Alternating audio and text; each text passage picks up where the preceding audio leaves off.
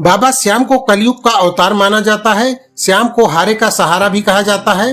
हर साल लाखों भक्त बाबा श्याम के दरबार में माथा टेकने आते हैं। लेकिन क्या आप जानते हैं कि बाबा श्याम कौन है और खाटू श्याम जी में बाबा श्याम का मंदिर क्यों बनाया गया है, जो पूरी दुनिया में प्रसिद्ध है।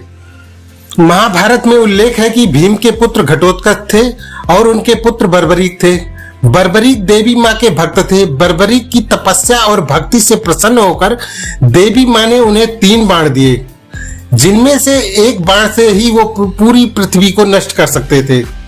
ऐसे में महाभारत का युद्ध चल रहा था, तो बर्बरीक ने अपनी माँ से युद्ध लड़ने की इच्छा प्रकट की। तब बर्बरीक की माँ ने सोचा कि कौरवों की सेना बड़ी है और पांडवों की सेना छोटी है, इसलिए शायद कौरव युद्ध में पांडवों पर भारी पड़ जाएंगे। तब उनकी माँ ने कहा, तुम हारने वाले पक्ष की ओर से लड़ोगे। इसके बाद माता की आज्ञा मानकर बर्बरीक महाभारत के युद्ध में भाग लेने के लिए निकल पड़े। लेकिन श्री कृष्ण जानते थे कि यदि बर्बरीक युद्ध स्थल पर पहुंच गए तो जीत पांडवों की होगी, वे कौरवों की ओर से युद्ध लड़ेंगे।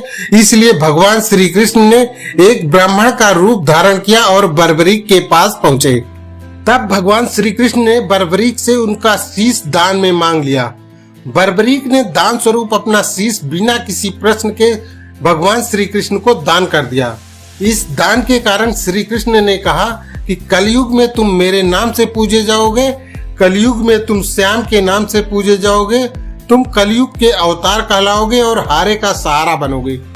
जब घटोत्कच के पुत्र बर्बरीक ने अपना शीश भगवान श्री कृष्ण को दान दे दिया, तो बर्बरीक ने महाभारत का युद्ध देखने की इच्छा व्यक्त की। तब श्री कृष्ण ने बर्बरीक का शीश एक ऊंचे स्थान पर रख दिया। तब बर्बरीक ने संपूर्ण महाभारत युद्ध देखा। युद्ध की समाप्ति के बाद भगवान श्री कृष्ण ने बर्बरीक का सिर गर्भवती नदी में फेंक दिया। इस प्रकार बर्बरीक यानी बाबा श्याम का शीश गर्भवती नदी से खाटू गांव में आ गया। आपको बता दें कि खाटू श्याम जी में गर्भवती नदी 1974 में लुप्त हो गई थी। स्थानीय लोगों के अनुसार पीपल के पेड़ के पास एक गाय प्रतिदिन अपने आप दूध देती थी।